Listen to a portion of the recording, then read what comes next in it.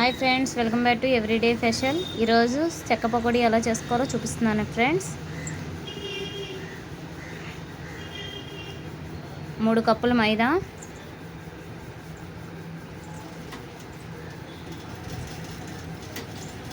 2 కప్పులు బియ్యం పిండి, జీలకర్ర, పచ్చిమిరకాయలు, అల్లము, ఎల్లుల్లిపాయ పేస్ట్ అండి, కరివేపాకు,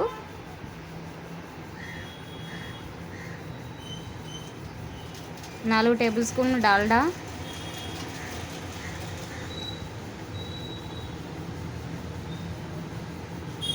పిండి చపాతీ పిండిలాగా గట్టిగా కలుపుకోవాలండి.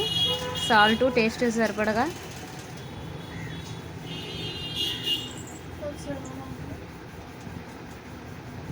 ఆయిల్కి డీప్ అయి సరిపడగా పెట్టుకోవాలండి. పిండి మట్టుగా 10 నిమిషాలు నానబెట్టాలి.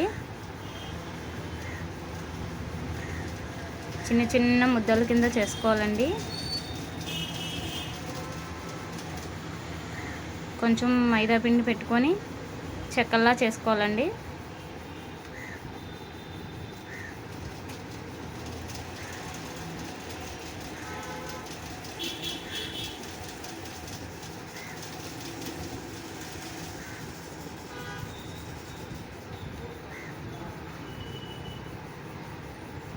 డ్రిప్ అయి బాగా ఆయిల్ మరిగిన తర్వాత వేసుకోవాలండి.